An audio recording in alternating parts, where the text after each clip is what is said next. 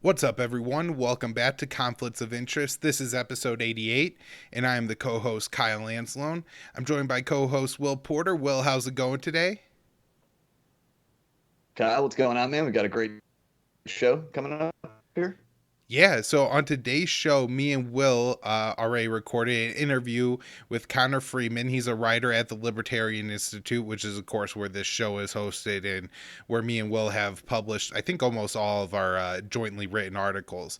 And Connor is absolutely great. We talk in depth about Iran, Afghanistan, and Yemen, and then we also talk about like some of the early details about this Colorado shooting, where it's now come out that the shooter was a young Syrian man, and so we're already getting calls and cries of terrorism, and we have to do more on that front.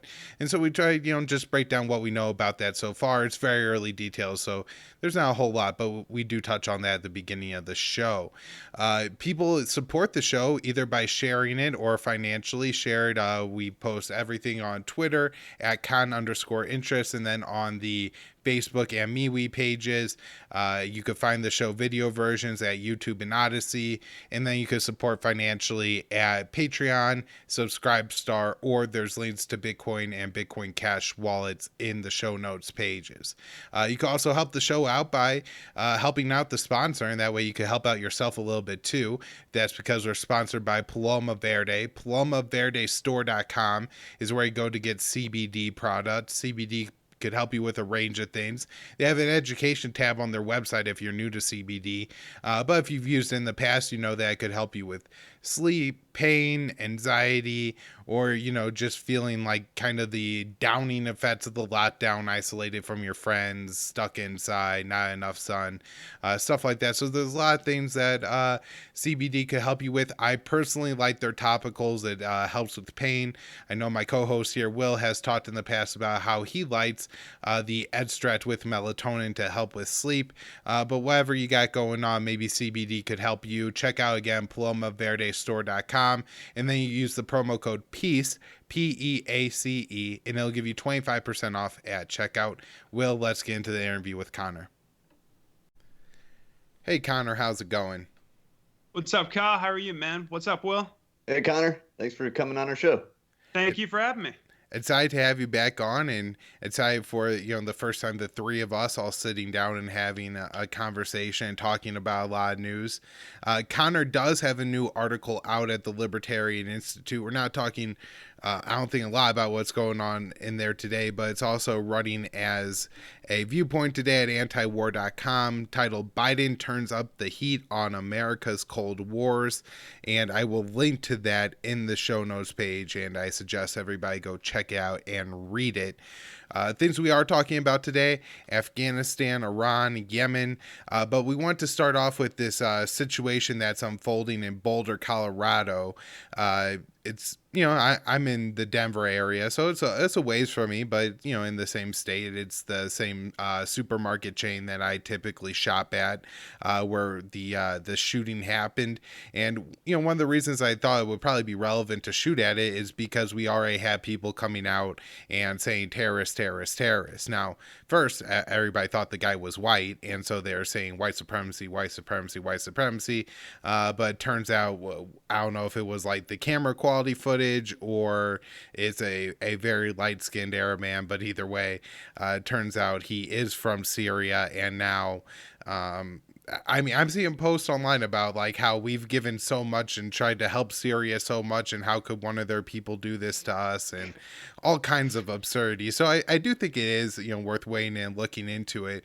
Connor, I know you've looked into this young man a little bit, the 21-year-old murderer of 10 people here, who I'm guessing is going to spend the rest of his life probably in one of these Colorado prisons. They have a bunch of supermaxes around here. So Connor, any known ties to the Islamic State or terrorism like the Republicans are starting to claim? Yeah, no, not anything like that I've heard. Although I know that I'm pretty sure I saw Eli Lake the other day on Twitter refer to what happened as some sort of, I think he said jihadi terror. I'm paraphrasing, I'm sure, but that's, yeah, no, we've got a lot of people already going to the usual kind of spin about all that. It's an Arab, Muslim, this sort of thing, and the right is sort of running with that. It's funny too, like that guy Brooklyn Dad who got caught getting paid by the DNC to put out like pro Biden tweets. Had to do that 180 where he was like, "It's a white mass shooter. It's always a white guy," and then he turned around. He's like, "It doesn't matter what race he is. The problem is the guns." And it's like, okay. But it sounds like this guy. So he's born in 99, 21. He's 21 years old. He moves to America from Syria in 2002. He's got a history. He lived in Arvada, Colorado. Sounds like he was on the wrestling team. It says he was 138 pounds then. He seems to have gained quite a bit of weight since then, but at least from the pictures. But like it says, he's got a 13-year-old older brother. Brother is 13 years older than him, who described him as very antisocial, paranoid, and mentally ill.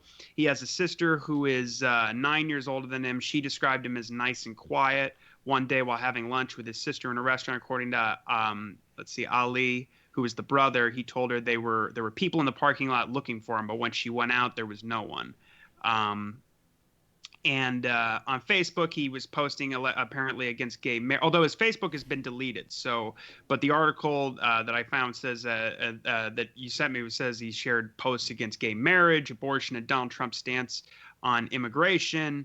And it sounds like he was arrested for he got an assault charge, punching a guy in the face or cold cocking a guy, and ended up pleading guilty, I think like a year later. I recently bought, it sounds like he was under investigation, or at least he was known by the FBI. He was connected to some other person who was under investigation. It sounds like he recently bought a semi-automatic rifle. He came in with a pistol at this grocery store, killed 10 people. I think he's been charged with 10 degrees of first-degree murder, or 10 charges of first-degree murder. He had some other things he had posted on social media about, like, if these Islamophobic people would stop spying on my phone, maybe I could live a normal life. The guy seems unhinged. It kind of makes sense with all the stuff I'm seeing. But nothing yet about it being blowback. Although, the only thing I can imagine is apparently they say he was like anti-Trump and against his sort of immigration policy. But that could be him just sympathizing with other people who left, who want to come to America or something. It doesn't necessarily have to be like, I don't know, that he's connected to or sympathetic to like Islamic State or Al Qaeda's kind of their sort of positions on these issues and their feelings about Americans and targeting civilians. But this is kind of the normal thing when we've seen things like this happen. And it is somebody from a place like Syria or somebody who's got, family in Pakistan, like the guy who attempted the Times Square bombing. A lot of times people, or the guy who shot up Pulse nightclub was motivated by what he was seeing going on in Iraq and Afghanistan. There's usually, you can find something like this and you can usually trace it back to U.S. policy in some way, but so far nothing on that. Yeah, it's unfortunate when like they delete his social media page. So we could potentially go and see what motivated this guy, what he was talking about, what he was thinking about in the weeks and months leading up to an attack like this. But of course they delete it and they leave us all to, speculate whether this was, jihadist terrorism or just a guy who lost it and, snapped. Right. And to add to that, Will, I guess if there were something like a trusted to have competent prosecutors and all that in these cases, I could say, well, maybe it's better that they take it down that way. It doesn't become like a hero page or something for him, or a hate page either way. I could see it getting kind of nasty. Right.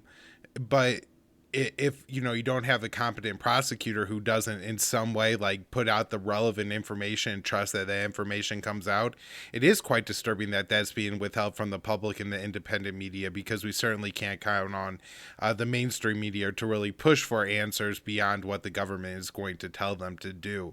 The only other thing, I saw somebody make this point that some think about it's not the most relevant thing here, but had this guy actually been nice, this guy no evidence that he was, and had gone to Syria, and the U.S. would have given him probably a far more lethal weapon than the one he went and shot up this grocery store with.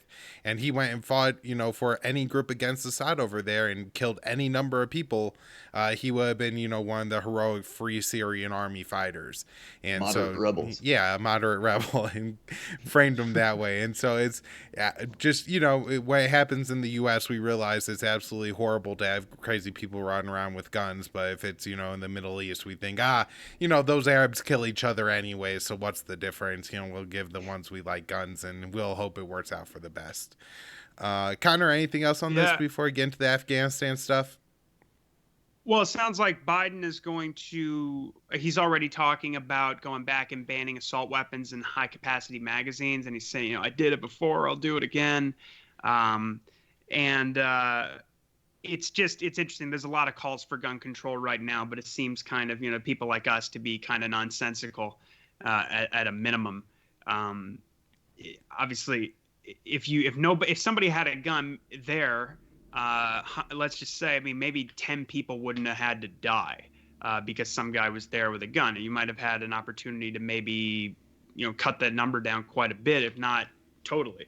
So, obviously but a lot of people are under the impression that if you ban guns, they go away and then no one ever sees them again and only the cops have them. And like that makes it any better. They do a pretty good job of killing people themselves.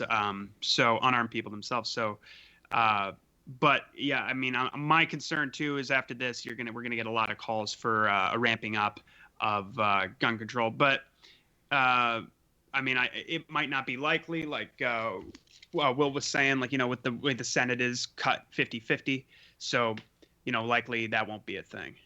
Right. All right, so I want to ask about Afghanistan now. There's a lot of very important news developing there. We recently had U.S. Secretary of Defense Lloyd Austin go to Afghanistan on an unannounced visit to meet with the president. I always wonder if it's unannounced because it's a surprise to the Afghans too, or because if we, telegraphed it, then that might be like too much tactical knowledge from the Taliban, and it's just that unsafe to telegraph these things coming in early or something like that. But we have Austin's unannounced visit, and then we have the Afghan president put out this new plan for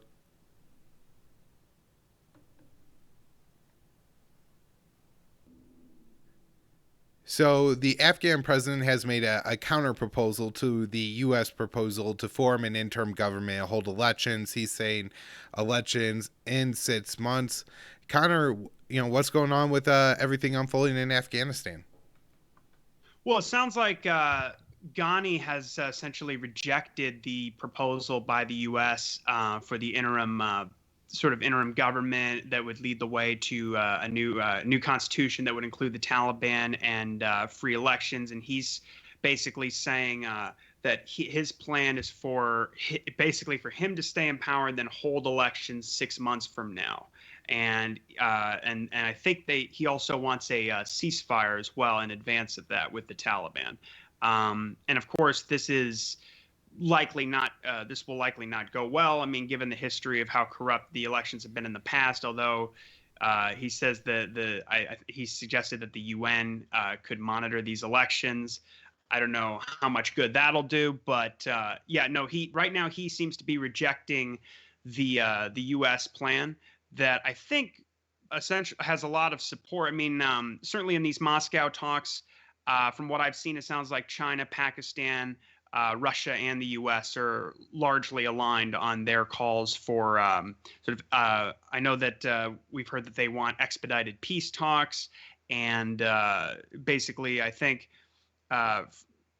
they would prefer to see a ceasefire at some point and these sorts of things. But I don't think I think Ghani is essentially, I find it interesting that he makes this call after his meeting with Lloyd Austin, because Austin got there and it says in the article they never mentioned the May 1st withdrawal deadline, which I find that's very notable. And then also he was saying, I'm here to listen and learn, and we're only going to make a responsible withdrawal, and sort of putting out that sort of language about, to me, that reminds me of the sort of mantra of it's conditions based, which essentially means to me that the military will be deciding when we leave Afghanistan, not the actual text of the deal but that's been made between the U.S. and the Taliban. So I think this is another way of sort of adding a poison pill, because we know that the Taliban has already said that if we stay past May 1st, there will be a reaction. The Taliban have offered a plan also as well, but it was back in December and it hasn't been agreed upon yet for a 90-day reduction in violence. But that has not been agreed upon yet. You know, I the only thing I add there is it might even be worse. It may not, if it's conditions based, it may not even be the military that gets to decide. It's going to be the think tank type people like the Afghan study group list. So loser Senator Kelly Ayotte, was on that list, or the retired General Dumford. It's going to be those type of Rand Corps peoples that gets to decide what conditions-based exit means. So I mean, that's not a good sign. And I'm also hearing like the same language I noticed from NATO. I think Germany said that that's what they're looking for, and that's kind of what Blinken was saying when he was at NATO last week. Will, anything on this? Yeah, just to clarify, on this like counter proposal from Ashraf Ghani, the Afghan president, is the major difference just that he's he's against the interim government idea? He's down with the tweaks to the constitution and having new elections, or were there other, as far as you know, were there other significant like changes or tweaks that he made to the U.S. proposal?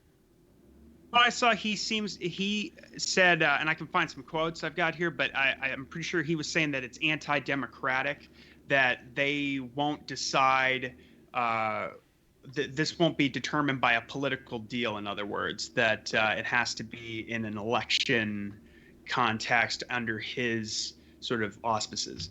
So, but I can see, I mean, let's see, so...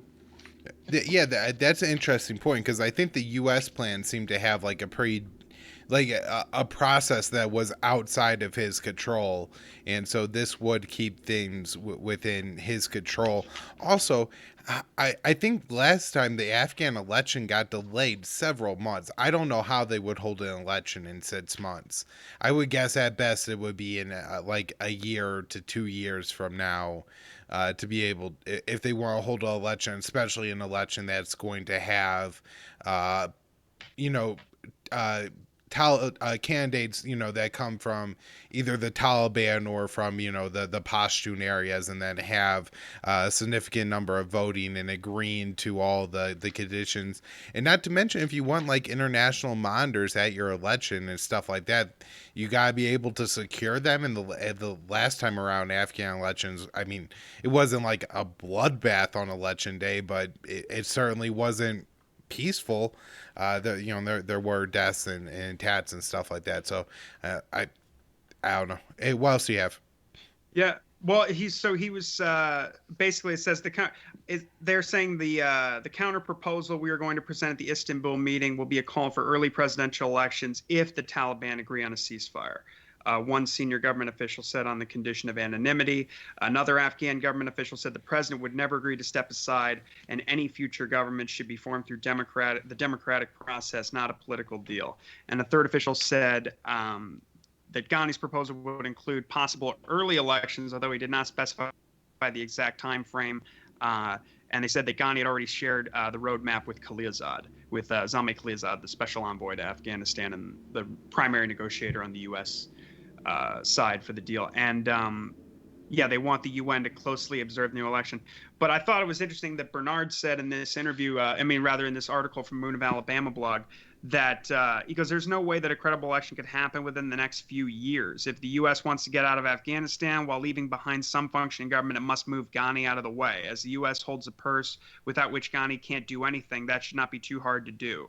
And he talks about how the Taliban's deal is basically, like I said, the 90-day reduction in violence. The Taliban spokesman told Tolo News that the reduction in violence will not mean a ceasefire, but result in a decrease in all operations by the group in Afghanistan. And Blinken reiterated that to Ghani and said that it could stop them from launching their spring offensive. But as the Taliban spokesman reiterates, it still hasn't been agreed upon, and they proposed this back in December. I find it interesting because he was talking about Bernard gets into the idea that he makes a point. He's like, when the Soviet Union had troops in Afghanistan, it trained the Afghan army to a reasonable standard. It provided weapons that were easy to use and needed little maintenance. So after the Soviets left, the army held out against the U.S., supported Mujahideen for another 3 years. It only faltered when the Soviets cut off financial and material assistance. And he talks about how just what a disaster the Afghan army and police are. And he quote all kinds of quotes from John Sopko about the special investigator general on Afghan reconstruction about, just how many billions of dollars have been poured into the Afghan defense forces and have just gone completely down the toilet. I mean, they can't get like food and ammunition and critical equipment. Basically, they're basically completely hopeless without U.S. assistance and air power and assistance on the ground. And so he makes the point that basically he goes, so yeah, he's got some great quotes from Sopko. He says that they can't move medical supplies, food, and ammunition to units in the field, and the Afghans lack any capability to maintain their equipment without the development of these core functions. And he says that it's like I said, that there's just no way that they can sustain themselves if the U.S. leaves. And I think Ghani is being intransigent deliberately to keep us involved there. We know Biden has apparently been offered 3 options to either leave by May 1st, stay indefinitely, or extend the withdrawal. It's interesting that, Ghani is suggesting elections in September, 6 months from now, and Biden's saying they won't leave until November. And I don't know. I don't think it's going to. I think we need to leave now. Obviously, I mean, we're all for that. But if the thing is, he talks about how there was recently an attack on some Afghan army helicopters who were lifting some. Let's see. He's talking about there was footage from Tolo News of a helicopter getting shot down immediately after it took off from Beshud, where helicopters were lifting police casualties. And it sounds like somebody shot a man pad up at the helicopter and downed it. And this is from Alipor's militias. These are Hazaras who are not aligned with the Northern Alliance, and they're also not aligned with the Taliban. But Bernard makes the point that if they have those what are essentially modern versions of Stinger missiles, then so do the Taliban. And so if we stay past May 1st and they do have that reaction that they have said, and essentially we've had Taliban spokesmen saying any negotiations outside of the parameters of the deal that Khalilzad had previously worked out would be doomed to failure, and that that would be a violation on the U.S. end. And we essentially they've gone more than a year without killing any U.S. troops. And so if they do make a move, there will be likely high casualties on the U.S. side. And so I think in some way that works to the advantage of people who want to see the war end, because we always said if Trump had ended the war, he would have put Biden in a box where he would have to be the guy who relaunches the war in Afghanistan. And then he would be really obviously the bad guy. But if he has the opportunity to take these troops out now, we know there's about 1,000 more than we initially thought. There's now 30. We now know that there's 3,500 apparently, let alone the 18,000 contractors. But we're just talking about, under the terms of the deal, uniformed military personnel.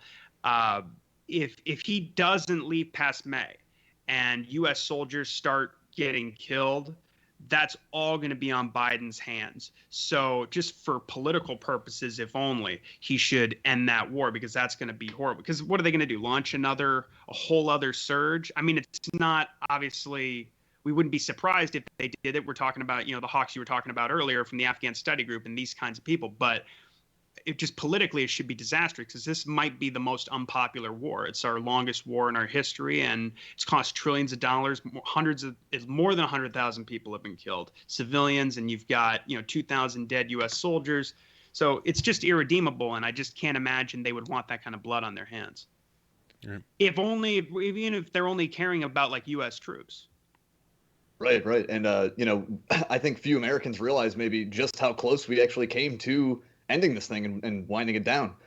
So I don't know, Kyle, unless you had anything else, maybe we can move on to this Gareth Porter story, talking about how, we did actually, come fairly close to a withdrawal right at the end of Trump's term there. Yeah. Connor, do you have some notes on this article? Yeah, for sure. So essentially, what we found out recently when Doug McGregor talked to Gareth Porter at the Gray Zone, that so Doug McGregor was basically appointed by Trump as a special advisor to the acting Secretary of Defense um, after Trump lost the election. And so this led to a lot of speculation that Trump would actually go through with ending the endless wars and sort of whatever the last, when he's a lame duck, the idea was that, well, now he can just do whatever he wants, right? So people assumed that he would be able to actually get that done. And, he was talking on Twitter about how he wanted to pull all the troops out of Afghanistan by Christmas of last year. And I think that might have been in the lead up to the election. I cited that in an article I wrote, and I clicked it recently without thinking. I looked at the link and it said this account has been suspended. So I can't remember the exact date, but it sounds like he actually signed I think it's called a presidential national security directive. I might be getting the exact term wrong, but McGregor suggested that a formal presidential order was the way to get this done. And it seems like Mark Milley and so essentially the idea was that all uniformed personnel would be pulled out, military personnel would be pulled out of the country by New Year's Eve of last year. And Trump signed the memo a day after it was written, I think on the 10th. So he signed it on the 11th. And then on the 12th, there was a meeting with National Security Advisor Robert O'Brien, as well as Chairman of the Joint Chiefs Mark Milley, who had been attempting to sabotage the withdrawal from the beginning, with former Defense Secretary Mark Esper, who was fired for his role in kind of trying to sabotage this whole process, along with Mike Pompeo, and of course the head of CENTCOM there. I always call him Frank, but his name is Kenneth McKenzie, and so they had a meeting with Trump after this directive was signed, this order, and they told him you cannot go through with this because they said it would jeopardize the deal that was being made between a prospective deal between the Taliban and the Kabul government, and also basically staying in Afghanistan. They told him has bipartisan support. So they said you are not to do this. So he said, Trump acquiesced, and he said, oh, okay, I'll only cut it in half. There were 5,000. He cut it down to, or at least we thought at the time that there were only that many, and he cut it to 2,500 instead, and left it like that for Biden to come in and do what he's done since. And Biden was running explicitly on not withdrawing. I mean, it's more ambiguous now, but before, the first several weeks, I mean, it took him a little while to start talking about Afghan policy, but it was pretty clear that they were not. I mean, Biden explicitly said he would not be pulling out of Iraq, Afghanistan, or Syria. I think he said to Stars and Stripes because it's complicated. And Garrett's piece goes through the whole history of this process being sabotaged by all these different guys I mentioned. And I'll just say, I think, based on that piece Gareth Porter wrote a little while ago about Frank McKenzie and his role in hyping the phony Iran threat using surrogates in the media, and going back like the last couple of years, I think you can pretty much read all of his, this is conditions based and the Taliban aren't upholding their part of the deal. And really what they're doing is they're transplanting artificially the agreement that was made before the peace deal, or not the peace deal, the agreement to withdraw between the U.S. and Taliban was signed. There was a 7-day reduction in violence where the Taliban said they would not attack population centers or stationary Afghan forces unless Afghan convoys were exploiting the reduction in violence to take territory. And then the deal was implemented, which was an agreement between the U.S. and the Taliban that basically said the U.S. was going to reduce in 4.5 months troops to 8,600 and remove forces from 5 military bases. And leading up to the withdrawal in May, it was supposed to be on May 1st of this year. And so in exchange, and also they said they would not violate the territorial integrity, political independence, or get involved in the internal affairs of Afghanistan. And in exchange, the Taliban then would prevent Afghan soil from being used by any of its members, individuals or groups, or Al-Qaeda from threatening the security of the United States or its allies. And also they were to keep Al Qaeda out of the country, which they recently ordered their commanders to not allow any foreign fighters into their ranks or to provide them shelter. So. But what McKenzie is doing is McKenzie is trying to make this whole thing like you guys promised essentially a permanent reduction in violence between you and the Kabul government, and that's just simply not the case. But that's what they're all running with. Like Stoltenberg, when all these guys say like they're not living up to their agreement, they're essentially using this same propaganda tactic. But to me, McKenzie is just obsessed with his own fiefdom there and losing troops and assets and resources and money to Eurocom and Indo-Pacific Com through great power competition and everything moving in that direction, as opposed to, particularly under the Biden administration, as opposed to CENTCOM. Will, anything? Yeah, it just, it is interesting how, ever since we signed this deal with the Taliban last February, there have been attempts to sort of undermine and, sabotage it. It seems like for a long time the political administration might want one thing, but the sort of like permanent military bureaucracy behind it, they have their own agenda, their own goals. And as we see even the defense secretary sort of like Esper sort of trying to sabotage this thing. Often, with all this talk of conditions-based withdrawal, when really that's not the terms of the deal didn't really say that exactly. They keep trying to tweak the public understanding of the deal. Then we also had reports in the Times about those secret annexes apparently in the Taliban deal. And Gareth Porter in his piece actually says how this was not part of the deal. These were just internal U.S. policy documents. And so like the Times was sort of presenting those as part of the deal with the Taliban, when really that was not the case at all. That was just like sort of how the U.S. was deciding to think about and interpret the deal. That's huge, because I feel like throughout this past year, Will, when me and you, thanks to the lockdown, have pretty much once a week for an entire year been talking on the show, have talked about this agreement. One of the things that we have said is that there are secret annexes, so maybe there is something that is in there that the Taliban are actually violating that we don't know about, but the Taliban do, because they had reported there were secret annexes, and nobody came out and said, other than maybe like some Taliban, said no, there's not secret annexes, and so it seems like a real issue. And how much of a fool must Donald Trump be to like not see what's going on when they're reporting on secret annexes? He could have took to Twitter and said there's no secret annexes, and then the other thing I was going to note is just this whole conversation, right? We're starting off with the fact that the U.S. wants to throw out the Kabul government that they've been trying to build for almost 2 decades now, right? And then have an interim government and then have a new election. I mean, the fact that you have to throw out your old government pretty much admits that was a failure.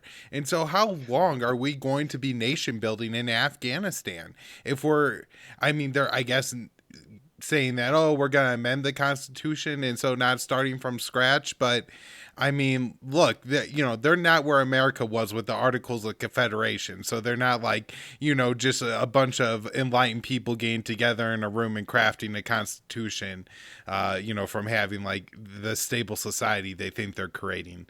I know libertarians will, throw the history and stuff, but, just for the mainstream example, right?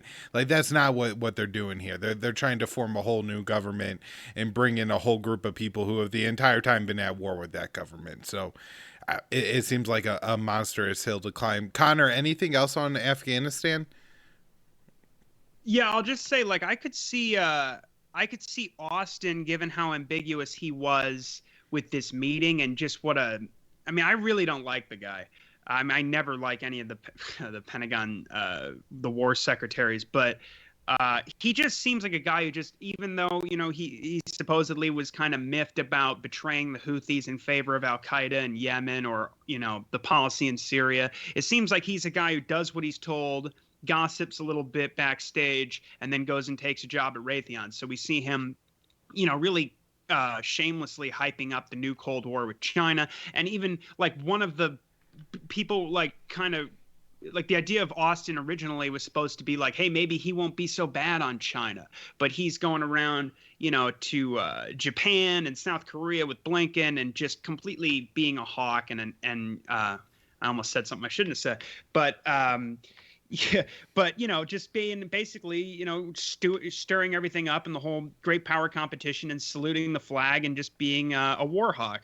And and and so I could see him really enacting, or on in this Biden era, what Esper was doing, which is essentially saying, the deal obligates us to defend the Taliban, or rather to defend the Afghan government against the Taliban. And it does no such thing.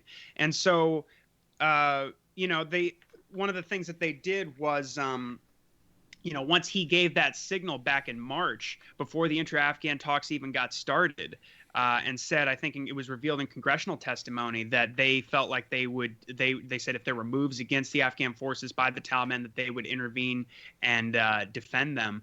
Ghani refused to discuss the prisoner exchanges at first.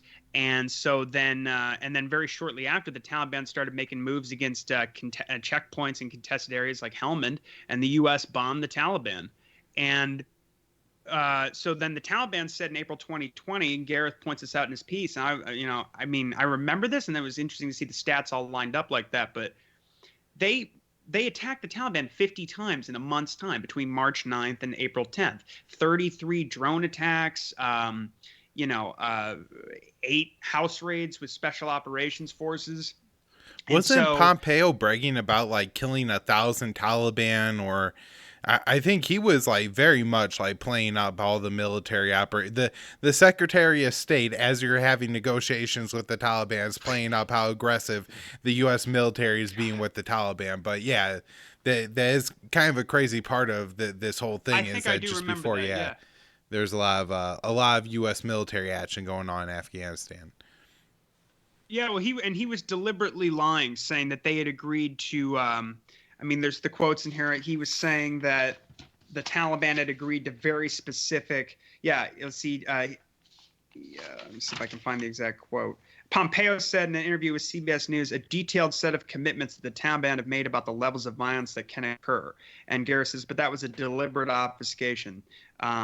Though the Taliban had agreed to the 7-day reduction in violence, it did not apply to the peace agreement signed on February 29th, 2020. And then you have Esper saying this is conditions-based. We're watching the Taliban's actions closely to assess whether they're upholding their commitments. And you can hear all the same rhetoric right through to this current administration. You can see it in, when you hear the Germans talking about the war in Afghanistan and how they're going to stay, I think they said until January 22, right? I mean, wasn't that the latest thing? They're not, or at least that was sort of I think their cabinet passed some sort of I don't know what you'd call it, a resolution or not. I don't think it's been passed by the parliament yet, but I think that's partially the plan under Merkel that they were floating, at least back last month. And but yeah, you see, it's just like it's like Iran backed when they refer to the Houthis. It's just kind of this agreed upon mantra, this propaganda line that everybody has to say. And you had like Scott Miller saying the United States has been very clear about our expectations. The violence must remain low, and it's all just total lies. And but yeah, no, I'm seeing this. There's absolute continuity here. So who knows? We may by the end of this term, or once we get President Harris, the war in Afghanistan could be 24 years old. It might end up being, and also like Biden is way more likely to end that war than Kamala Harris would be. Like, no question. Yeah. I think he's more likely to do. Truthfully, if I had to like bet my life on it, I wouldn't expect him to re-enter the Iran deal. I wouldn't expect him to end the war in Afghanistan, but I can at least hope. I couldn't even make myself hope that Kamala would, because there is no hope. It's hopeless. So let's start talking about Iran and the nuclear deal, which, as you say, there is some hope that Biden could save this, but Iran's supreme leader has recently says that the U.S. promises don't have credibility, and he wants to see some proof, some sanctions lifted. He's not going to sign another deal where Iran gives up stuff on the face in return for the U.S. lifting sanctions, and then suggesting, I believe, one official that Iran could enrich up to 60%. And I'm not sure how Netanyahu's bomb must be already like 99.9% colored in. There's like one little pixel left that's not red. And so I don't know how he's going to split that in half whenever we get to the point where Iran's enriching up to 60%. But in seriousness, this is going to create a lot of propaganda for the Houthis, and 60% nuclear enrichment sounds very scary when the people on Fox News say it. And boy, doesn't that make, all Americans say, I'm sorry, we just can't risk letting those Persians have nuclear energy. And if they're enriching uranium up to that percent, they can make a nuclear bomb in, like a week and a half, 2 weeks, and kill us all. So we got to, prevent that from happening. So, Connor, what do you think here about the negotiations going on with the, Biden trying to get back in the nuclear deal and hopefully preventing a U.S.-Iranian war? Well, yeah, no, I mean, there's it's kind of dovetailing with what we were just talking about, in the same way that you'll hear people say, like, I know they're talking about the deal with, like, they're saying we need a ceasefire, whatever, a comprehensive ceasefire with between Kabul and the Taliban, but that's to be worked out amongst those two parties. That those are the intra-Afghan talks that have only been stalled because of the ambiguity of Biden's policy. But meanwhile, you have people going, we need a deal with a ceasefire. Meanwhile, the Taliban have upheld their ceasefire with the United States. And I just love when you see like these AIPAC circulated like text messages to their supporters to help sign on to like this letter that is being circulated by Lindsey Graham and Bob Menendez, these arch hawks in the Senate. Menendez being the Democrat, Graham being the Republican, but just a couple of neocons basically, or guys who work for neocons and do everything they're told.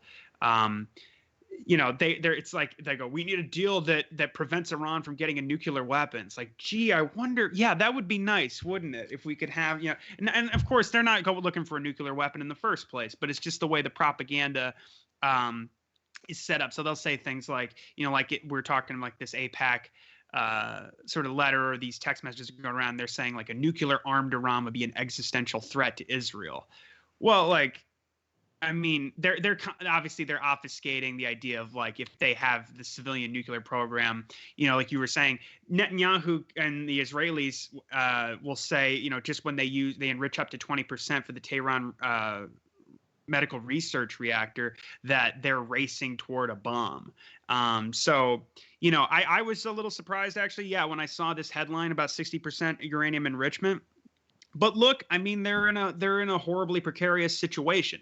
You have this guy in there who's falling down the stairs and basically has the same maximum pressure campaign that the previous administration had, which has caused just untold harm on the Iranian population. I mean, people with cancer and hemophilia and HIV and multiple sclerosis and epilepsy can't obtain the medicines they need. The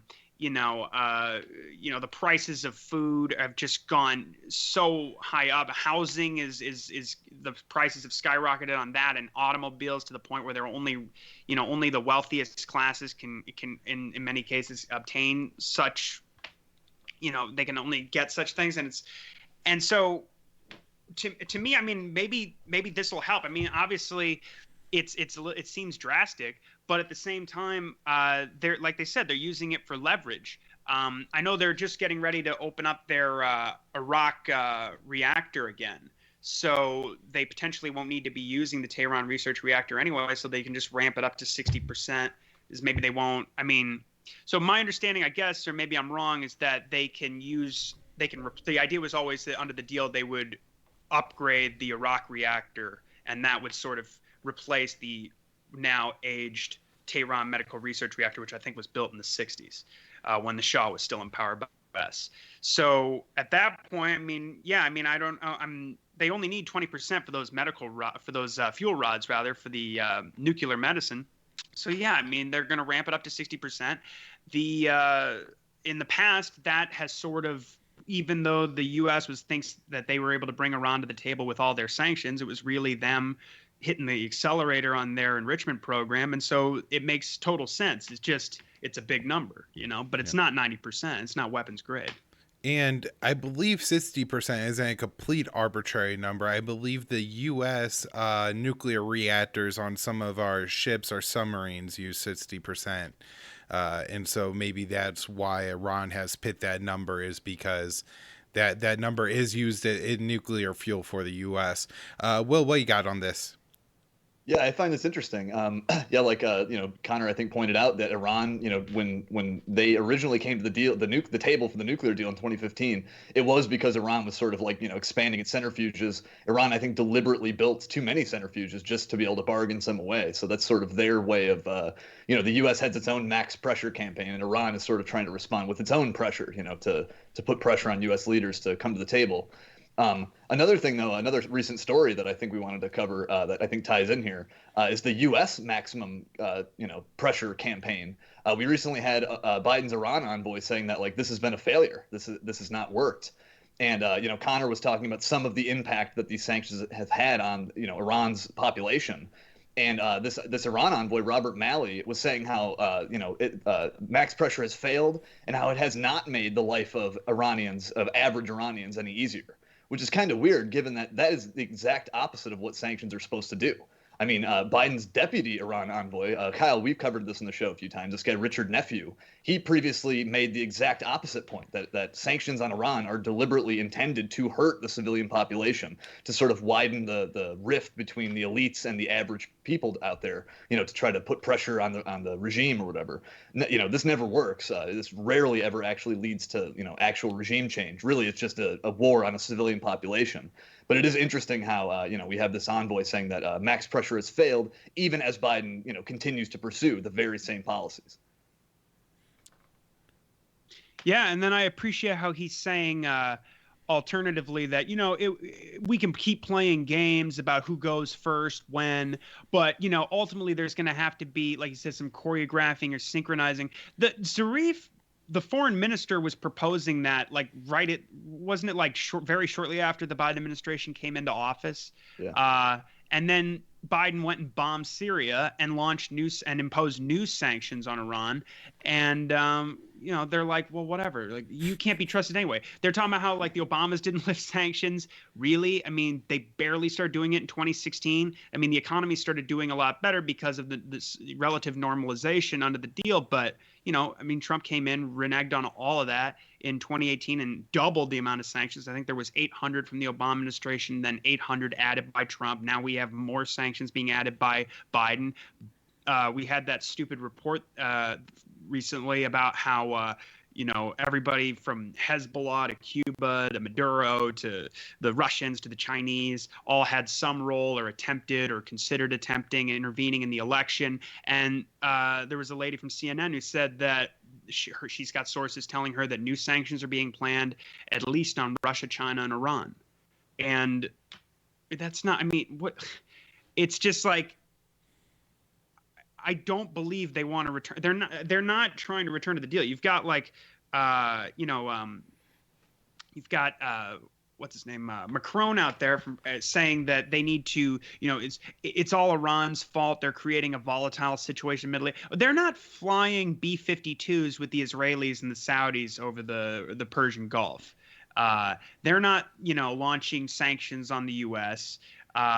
This is just absolutely incredible. You have the Israelis coming out almost on a regular basis, accusing without evidence the Iranians of attacking, cargo ships or spilling oil off their coast. When meanwhile, the Wall Street Journal just reported that Israel has launched in the last couple of years a dozen attacks on Iranian vessels and ships carrying Iranian oil to Syria.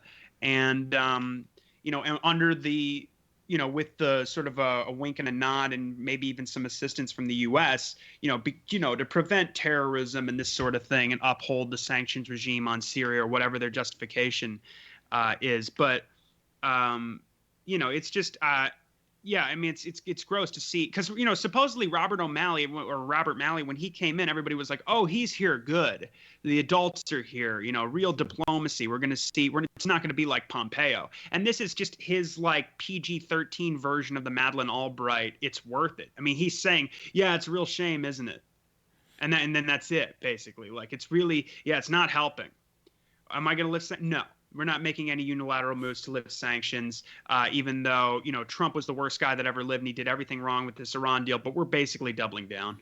I mean, it's not. I mean, they're adding more sanctions. They're continuing the flyovers and the threats. It's just, new cast, same show. Yeah, I mean, just the other day, Biden renewed this executive order from 1995 that Bill Clinton originally signed that declares this like national state of emergency over the alleged Iranian threat and sanctions them. So just to, like this certainly did not begin with Trump. And, this is a policy long in the making, and Biden does not seem prepared to break with that. Of course he re-signed it. Well, Biden was there and remembers it like it was yesterday. Right, he probably wrote it down. Right. He was like, I think it was done a that. year after my crime bill. Yeah. I remember those days, the good old days. Let's see. Anything else when I tried to get Iran? the Patriot Act passed. Oh, what about these unnamed Western officials spread dubious claims about Iran, and a report claiming without evidence that Iran considered attacking a DC army base and that Iran is hiding a nuclear program that could be used to make weapons. So what are some of the details here, Connor? Well, I was shocked by the second revelation. I've never heard anything like that before. But no, I mean, this sounds to me, it's almost reminding me of like, how we were just talking about how they all sort of echo each other. This seems like they're almost imitating the Israelis. Like they're attacking our ships. But apparently, I mean, obviously, I will say this, and what do you guys think? I mean, the NSA, remember with Bountygate, they were like, no, we're not standing with this. This is ridiculous, low confidence. And I'd be surprised. They've been kind of undercutting their own credibility. I mean, obviously, this isn't an official statement, so it's a different thing. But at the same time, they're the ones that released that statement, that joint, from the DNI with, or no, rather, it was like, the Cybersecurity Infrastructure Security Agency, the NSA, all saying that SolarWinds was, likely Russian. I'm surprised. They're kind of they're already the one of the worst elements of the deep state, and they have this global dragnet system and whatnot. But they've always tried to maintain some credibility because, even in the days of Russiagate, I think that they were less inclined to go along with the most hyperbolic assertions that maybe the CIA would have been more inclined to go with, just because they thought everybody knows we have everything tapped. It's going to look bad if we're saying stuff that isn't true, but they're going along with this. So apparently they're saying like the U.S. that Iran is thinking about attacking is sort of a USS Cole style, which was an Al-Qaeda attack at Aden, the port of Aden in Yemen, back shortly before 9/11 on a U.S. ship. That they're trying to do something similar in Fort McNair, which is ridiculous, and they don't provide any evidence. But what's interesting is in the AP article, the representative to Congress from D.C., Eleanor Holmes Norton, said that really this is about the DoD wants to build a security buffer zone in the Washington Channel, like 250 to 500 feet, and she doesn't think it's necessary at all. And she says she has not seen any evidence. She has a security clearance, and they have not shown her any classified intelligence to suggest that this is any kind of a real threat. And then, the usual thing, they're just saying that they've got satellite photos of stuff they think might have equipment that the Iranians are hiding to make nuclear weapons. But as usual, there's no evidence. It's just, we saw something on the satellite and it could be, why not? One of the real nefarious things that I thought is that phrase USS Cole style. Of course, you think that it's, a very kind of deceiving way to tie Iran to terrorism, right? They're saying, oh, Iran's trying to carry out terrorist. And not, forget the fact that we're waging a massive economic war on Iran. We killed an Iranian general, just over a year ago. So it's not like we're not at war with it, but they want paint as terrorism. But they have to use the enemies of Iran, Al-Qaeda, to do that. It just the way it's thrown out there in passing, you would assume like, oh yeah, that Bin Laden guy really got along well with that mullah guy. I hear both the Ayatollah and Bin Laden wear some kind of towel on their head, so that must mean the way like they Axis of evil. yeah, symbiotic brain waves growing through their turbans and stuff. That's I'm not quite sure how they link Sounds that like all together, Pompeo. but that's what they do. Yeah. Connor, before we wrap, let's talk about Yemen here. Worst thing happening, really in the world right now. It's an absolute disaster. The UN's estimating 400,000 children could starve to death this year in that country, and I mean that's on top of the already massive pile of bodies that have racked up there in the past 6 years. Biden came in and kind of suggested that he's doing things different, but from actually like seeing the news that's coming out, not too much seems different to me. We have this story from antiwar.com, Dave DeCamp. Saudi Arabia bombs grain port in Yemen. Connor, tell us about this and the ongoing Saudi campaign and any other updates we have in Yemen. Yeah, so this was done in Salif. There's been a lot of bombing. So they've been bombing Sana'a. They bombed some energy infrastructure. I think they said they got like a missile warehouse or a missile workshop, but they also hit the Sana'a's airport, their international airport. But yeah, they're bombing, a grain port.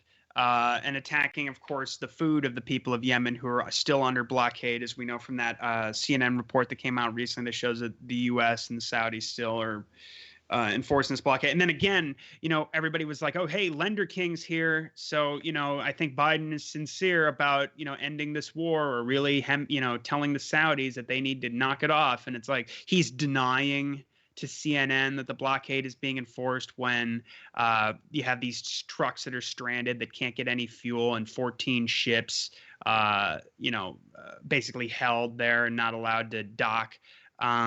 It's just ridiculous. And but yeah, no, they're bombing. They injured about 6 workers, according to the UN, and the Houthi media has said that they actually killed a worker as well. But yeah, I mean, just sadistic.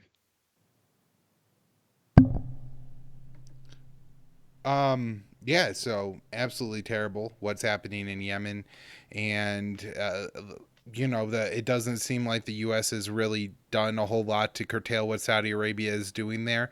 You would think that the offensive capabilities that we were turning off to Yemen would include their ability to go and bomb, the Saudi airport and grain facilities, but that's not happening.